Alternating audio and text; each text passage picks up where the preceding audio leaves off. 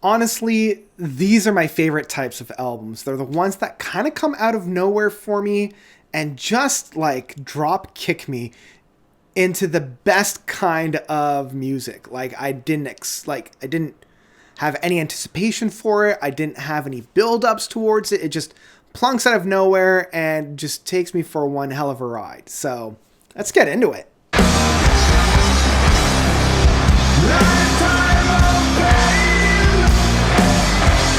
Dark Majesty by Kal-El. So Kal-El is a Norwegian stoner doom metal band, and I've really been kind of getting into the doom and stoner metal. I always kind of equate this to more of like an acid rock stuff from like the late 60s, early 70s with such trailblazing bands like Black Sabbath and more so Ozzy Osbourne in that sense. Just some good old-fashioned chugging guitars with some really meaty guitar playing. You know, like they're not so focused in on playing 1,000 notes a second. They're really into creating atmosphere, creating an environment of music, and then playing whatever comes.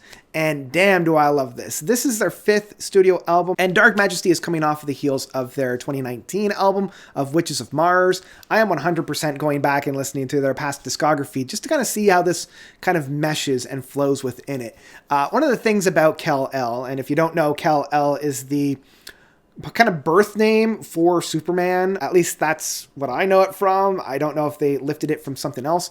But because of that, a lot of their lyrics, a lot of their mythos of this band is like pulp sci-fi from like the 50s and 60s.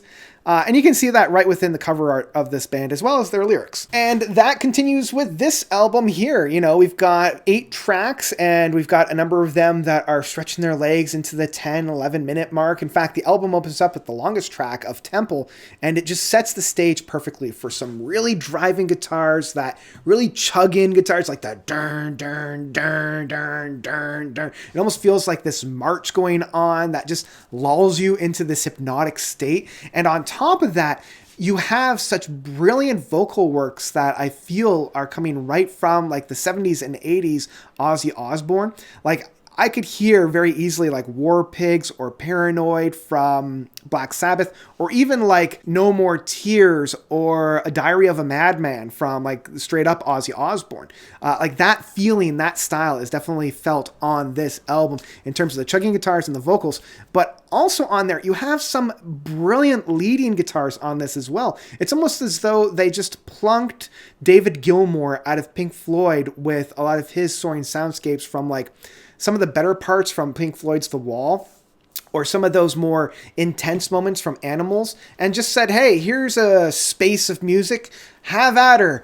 He's like, all right, I'll shred away on here. And again, they're not concentrating on playing 1,000 notes a minute, which a lot of this style of music kind of begs for. But because it's more of a doom metal, as long as it's more of a stoner metal, it's more in the emotion, it's more in the space that they're playing in, that sure, they could be playing like a bunch of notes per second, but it's really about the emotion. They're holding on to one note for a little bit more stretch of time than the average music's would go about. With Temple being about 11 minutes, they have a lot of time to cover for these moments. You can also feel this in some of the smaller tracks, like the 2 smallest tracks of Spiral and Komata. They are able to synthesize and pack in, kind of distill those essences and still punch it out. Although it's very interesting that Komata, I think that's how you pronounce this, the 6th track, it feels like it's mixed on a different level than all the other tracks, because coming from Dark Majesty, the 5th track, into Kala Misha, the 7th track, it dips in terms of sound quality, in terms of sound volume, and I don't know why. It just feels very off-center in that case. Perhaps it came from a different jam session entirely. The other tracks that, you know, are on this, that are kind of sandwiched between, you've got Mika, Hyperion, I already mentioned Dark Majesty. These range from about 7 minutes all the way up to almost 9 minutes, and all of them have this kind of very hypnotic, very soothing, chugging style of that really deep, guttural, acid rock guitar licks but each one kind of has their own moment to shine. They all have their big, exciting explosion of sounds. We come into the last two tracks of Kalamishya and Vimana. And both of these are just around 10 minutes in terms of length, and it's 20 minutes of just pure, like, acid rock, doom metal, stoner rock, just so tasty. And it synthesizes what I've already said. It basically does what Komata and Spiral does, but really blossom the tracks out into some really, really interesting things. Yeah, I fall in love with this album. I really, really do. The lyrics are trippy and heavy, very spacey, very pulpy in that sense.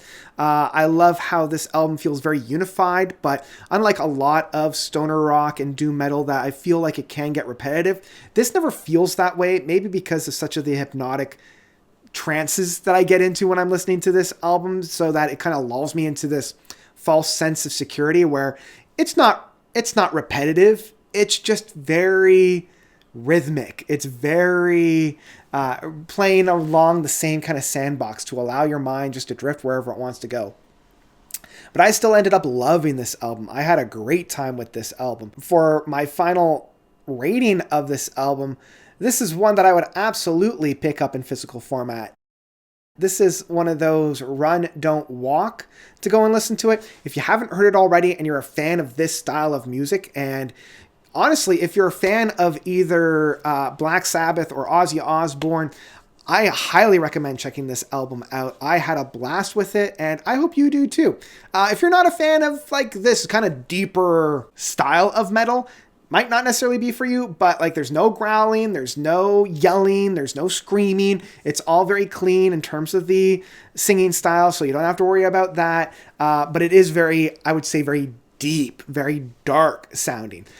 So yeah, if you're into that, you're going to love this. If you're not, you might not enjoy it as much as I did, but I certainly had a great time with it. So yeah, that's what I have to say about Dark Majesty by Kal-El. What did you guys think about this album? Are you like me in that you loved it? Are you one that wasn't really tickling your fancy? Whatever you thought, please let me know by commenting down below.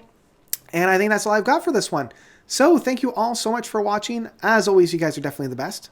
And until next time, notes out.